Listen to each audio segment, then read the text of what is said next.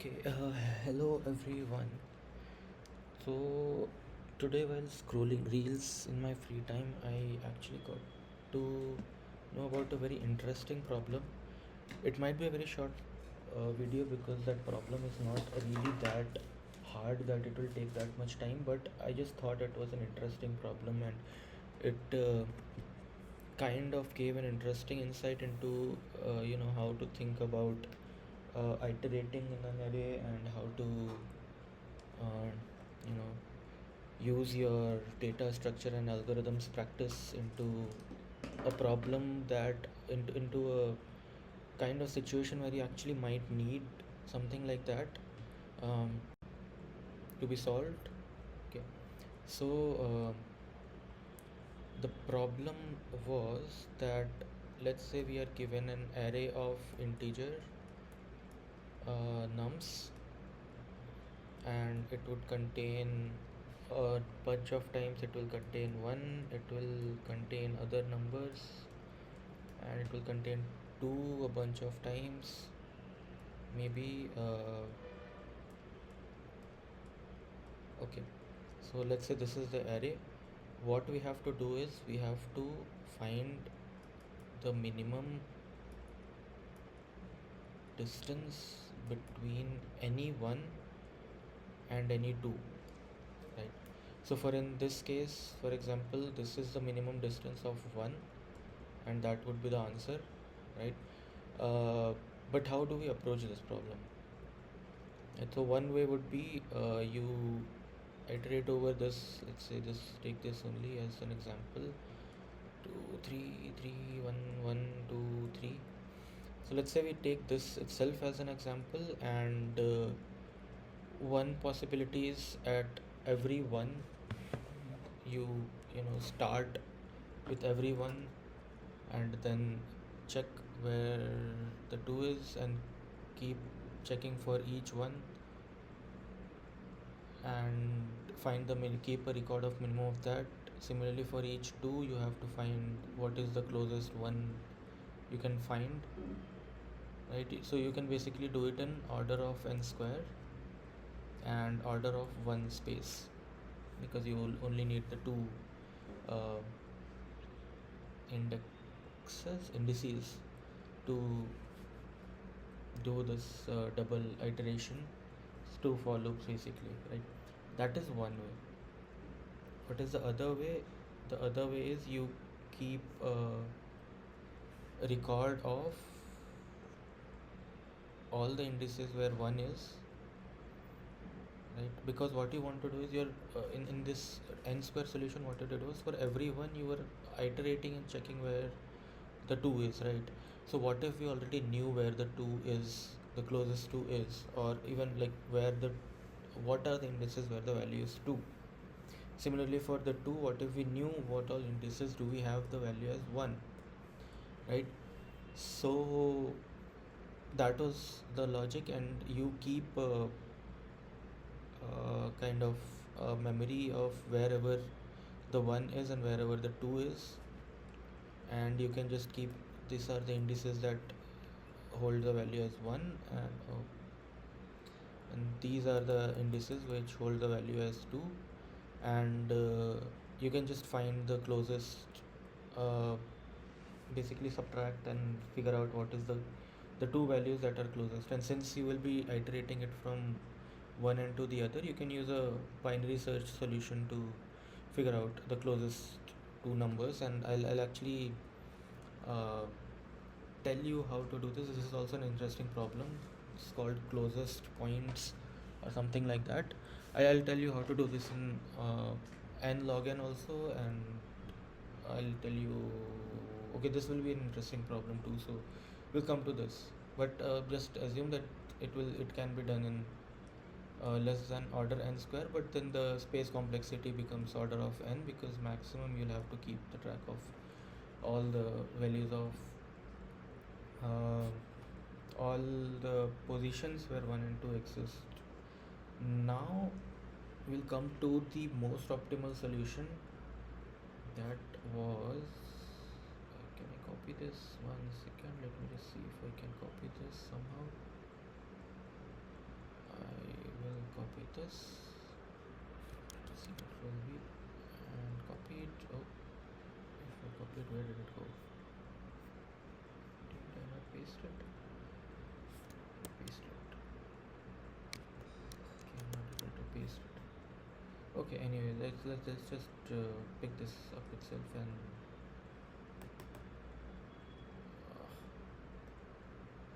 we'll just pick this up and move it down. Do you know this? Let's come down. Oh, we had copied. Okay, never mind. Go back up. Yeah, this gymnastics is something I have to do. Okay.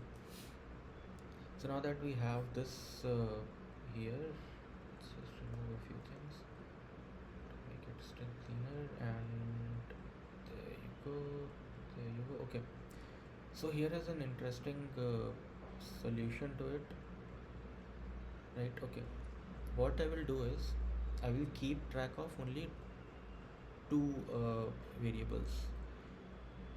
One is last one's index and one of last two index, right?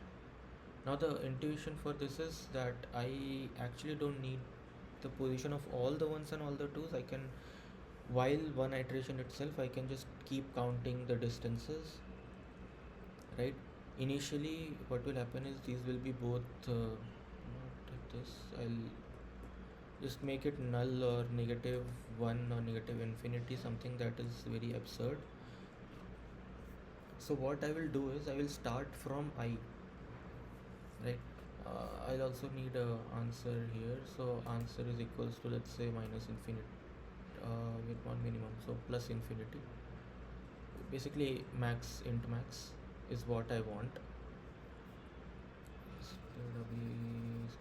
Okay, let's just type int max only, otherwise people will be like, how can you do infinity? Okay, so what I'll do is I'll iterate from I. Is this one's index? It is. Add that as I as index for 1, so the last one's index becomes this one index. Now every step what I'll do is I'll check what was the last two index, and I every time I get a 1 or a 2, right? So when I get 1, I'll be like, do I have last two index? I don't, so I'll just ignore it and continue.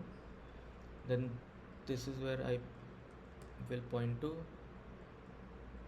If it is a 1, if it is a 1, you definitely put it in the last one's index. If it is a 2, you definitely put it in last two index. But when we do that, we just check if the distance right now that I have, is it closer, is it lesser than what I have right now, or I don't.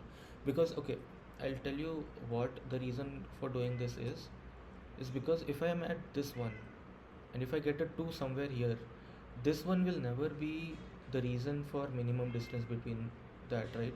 So the last one I saw, or the last two I saw, would be the only possibility where the last one I saw will be the only one that will be the closest to me. Anything before that we can just ignore. Anything after that we don't care, because I will eventually get to that number, right? So for example, if I'm at this 2, I only need to worry about this part, what is happening here, right? Minimum distance still here, because when I get to, but you'll say that this is a distance of what, 1 2 3 4, and this is at a lesser distance. I don't need to worry about this right now, because when I get to this I will compare with this 2, right? The last index of 2. So when I compare with this, already the distance will be lower, and I will update my answer here. Does that make sense?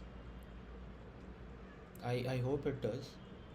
Then I will move to this point and last index will be greater, so no update will be made, but index of 1 will keep on increasing. Then I get to this 2, I will update the index for last 2, and then I'll compare it with the distance that I have between these two elements, right? So when I compare the distance, it's lower, so eventually my answer would be the closest distance, and I will be able to do it in order of one space because I'm only using like two variables, and order of n time because I'm only iterating once, right? So if this was not clear, please do let me know in the comments which part was confusing, but let's write down a pseudocode for it, and I am hoping that if I write the pseudocode it might become more clear. And yeah, trust me, this is something that you can definitely see in an interview. You might actually face this problem in an interview, and this is the kind of approach that you might want to show. So let's call it function solve. Now I try to make this generic. I'm trying to make this as a generic pseudocode, but in an interview at this point you will not be writing a pseudocode. You will just take this pseudocode I am giving as a blueprint and create the code, the actual runnable production code in your own language of choosing. Anyway, so solve will get a numbers array, and the goal will be to give the minimum between 1 and 2, the closest 1 and 2 that I can find, right? Okay, now as I said, I'll contain last index of 1 is equals to null, and similarly last index of 2 also is equals to null or something very absurd, and then I'll contain answer is equals to int max, right? So basically because we want to get the minimum distance, right? Now what I'll do is for int I is equals to 0, I less than length of nums I plus plus,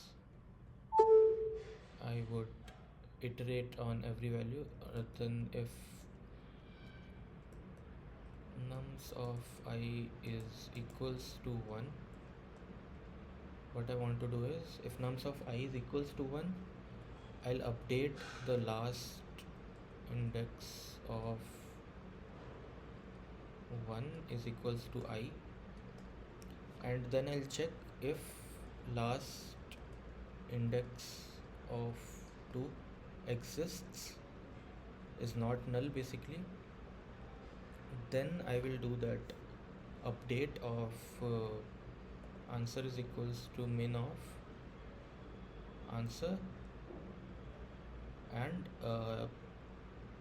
the difference between last index of 1 minus, I'll just put an absolute just so that I don't get any negatives, and last index of 2.